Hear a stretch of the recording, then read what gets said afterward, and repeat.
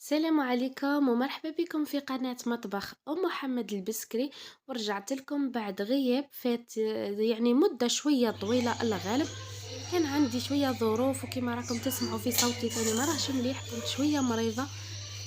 الحمد لله اللي راني ريحت ورجعت لكم، وراح ندير لكم اليوم واحد الفيديو نتاع لي طرونج باتيسري اللي رايحين تعتمدوها. وصفة هذه ثاني بدون بيض، يعني كما راكم تشوفوا بنينة بنينة تهبل وتجي مشربة من داخل، وتجي يعني فيها ثلاث طبقات. الطبقة الأولى متكونة من شوكولا، والثانية من كريمة، والثالثة من المسكوتة اللي خدمتها اللي هي بدون بيض. ودرت لكم منها زوج زعما أنواع، واحدة بالكراميل وواحدة بالشوكولا. وكما تقدروا الا رايحين ديروها يعني مشروع ورايحين تربحوا منها ياسر، رايحين ديروها في سني واحد. نبداو هنا بالمكونات. عندي 3 مغارف كاكاو يكون بني من نوعية جيدة، وعندي زوج كيس تاع خميرة الحلويات وزن 5 غرام، يعني نحتاجو 10 غرام. وعندي واحدة فاني، وعندي رشة ملح ومغرف خل، وعندي زوج كيسان فرينة، وكاس ناقص حوالي 7 سكر، يعني كاس غير ربع سكر، وعندي كاس ونص تاع ما. نبداو على بركة الله. نجيب هنايا بول اللي رايحة نخلط فيه.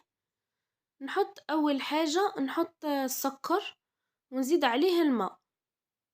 البنات في الخلطة هذه يعني ما تحتاجوا لا حليب لا بيض لا والو، يعني مكونات موجودة في كل دار غير من حليب عفوا من الماء والسكر وفاني ورشة ملح. وانتوما خلطتوا هذه الكيكة، ويعني وراح تربحوا منها ياسر الى قدرتوها مشروع ولا يعني ضياف. مام الضياف ماهيش راح تكلفك. هنا راني درت كاس ونص ما، درت كاس غير ربع سكر، ونضيف 5 ملاعق زيت ورشة ملح ومغرف خل. بنات راهي غير راحت لي في الفيديو ما بانتش.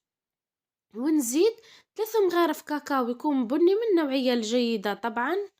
ونجيب فوي ونخلط هذاك الخليط تاعي حتى يتجانس كامل، والخاوي يولي كي اللي رغاوي هكا شوية، يعني ذاك الكاكاو يذوب.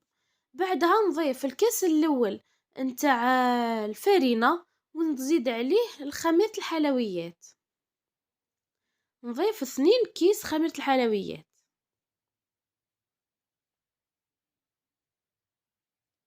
نزيد نضيف الكيس الثاني ونواصل الخلط.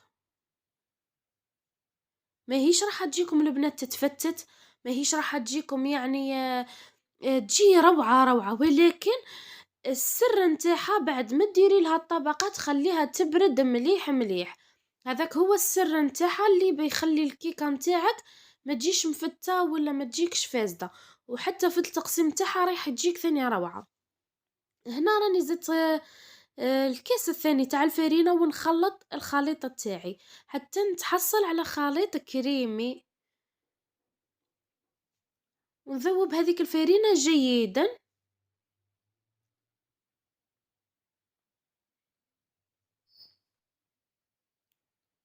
وهذا القوام اللي رانا محتاجينه.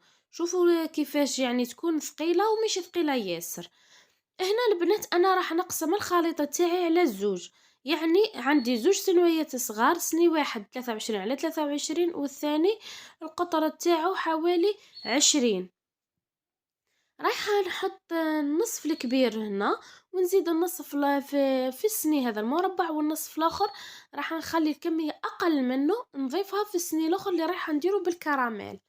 هنا البنات اللي حابه ديرها مشروع كما قلت لكم يعني تاع المقاهي لي طرونج باتيسري بدون بيض، ديريها مشروع المقاهي وراح تربحي منها ياسر. رايحه ديري تجيبي سني وتكبي فيه كامل الخليط تاعك، وراح ديري تجيبي سني يكون القطر تاعو 30 على 40، تكبي فيه كامل الخليط مره واحده. بعدها تكملي الخطوات الاخرين. هنا نزيد نضيف انايا الخلطة تاعي وندخلهم يطيبوا على 180 درجة الحرارة، غير يحمروا من تحت، ونزيد نحمرهم شوفية برك من فوق. ونخرج الكيك تاعي في زوج.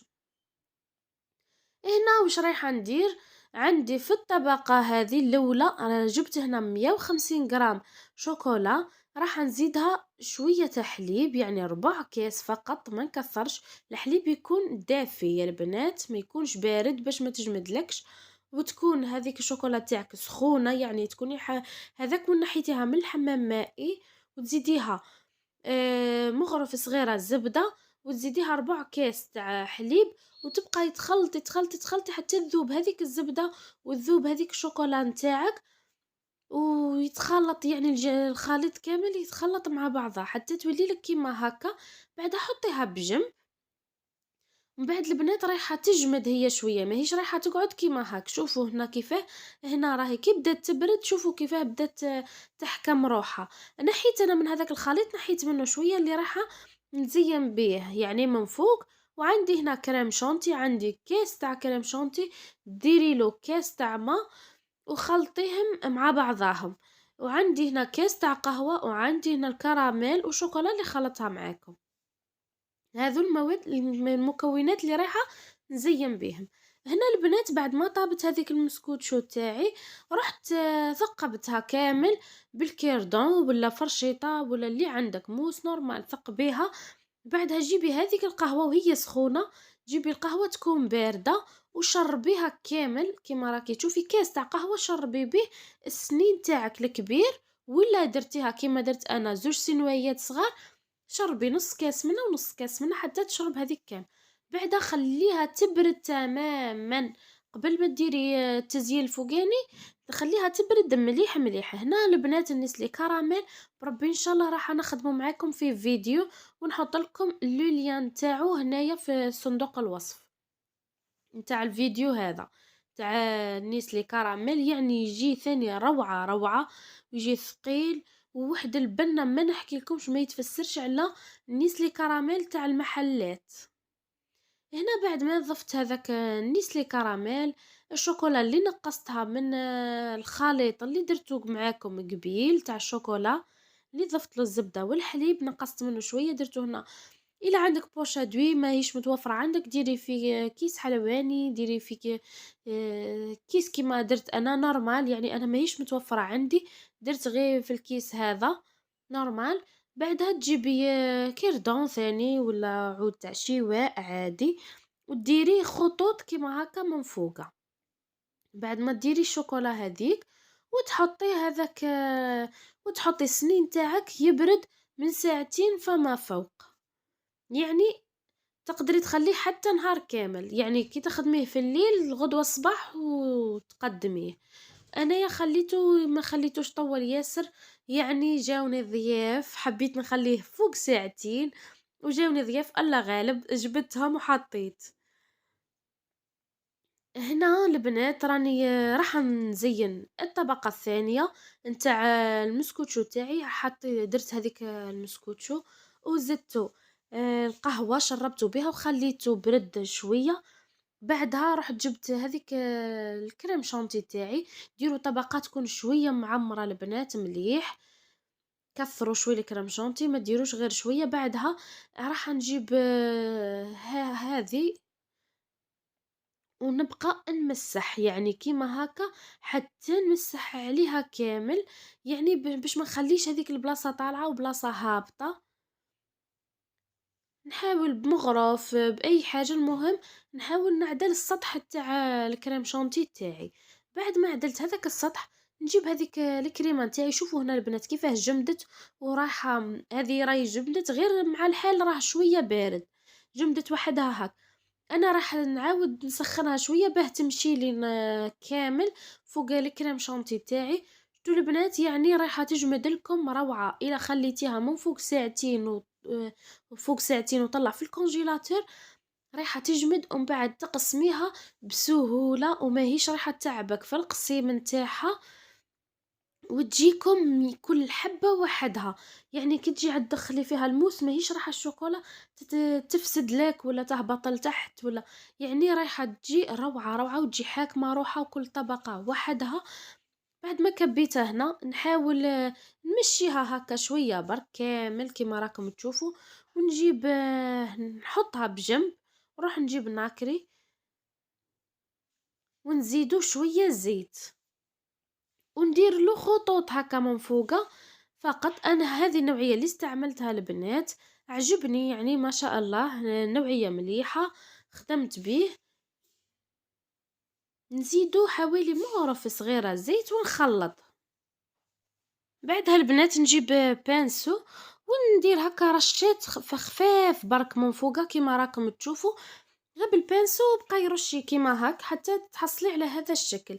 بعدها هنا كيما قلت لكم خليها من ساعتين حتى 4 سوايع 6 سوايع نورمال حتى تبرد مليح مليح. انا هنا ما خليتهاش بردت، جاوني ضياف الله غالب وليت جبتهم باش نضيف ضيافي وحمر وجهي ثاني مع ضيافي. جات روعة روعة، ما نحكي لكمش قسما بالله، غير كامل ثاني عجبتهم، ما كاش اللي ما عجبتوش، كامل طلبوا مني الوصفة. واللي كانوا حاضرين نقول لكم راني حنحط اليوم بربي ان شاء الله هنايا الوصفة ورايحين تعتمدوها كامل. كي عجبتهم جات بنينة. درت بالكراميل وبالشوكولا هنايا اللي قلت لكم عليها رايحين ثاني تعتمدوها في وصفة المقاهي. شوفوا كيفاه تجي طرية، تجي مشربة من داخل فيها الجو تاع القهوة، تجي يعني العشاق القهوة العشاق الشوكولا يعني مخلطة من كلش، فيها الجو كامل. رايحين تحبوها يحبوها وليداتكم. وما نبقى عليا غير نقول لكم تهلاو في رواحكم، وفي الملتقى ان شاء الله في فيديو اخر. وما تنسوش تبارطاجوا لاشين تاعي مع كامل لي زامين تاعكم، وشوفوا هنايا الوصفة كيفاه جات. وما تنسوش ديروا لي جيم لا فيديو، ابوني في القناة وتخلوا لي تعليقاتكم اللي تحفزني. والبنات اللي جربوا الوصفات ديما ابعثوا لي في الفيسبوك تاعي مطبخ ام محمد البسكري، اللي راني دايره نفس الفوطو تاع لاشين يوتيوب. والبنات ثاني تاع تيك توك نقول لكم نشكركم بزاف بزاف على التعليقات تاعكم وعلى البارطاج اللي راكم تديروا فيه. واللي مازالوا ما يعرفوش تيك توك تاعي ميمي بسكرة 5، ادخلوا ابوني وخلوا لي تعليقاتكم. سلام.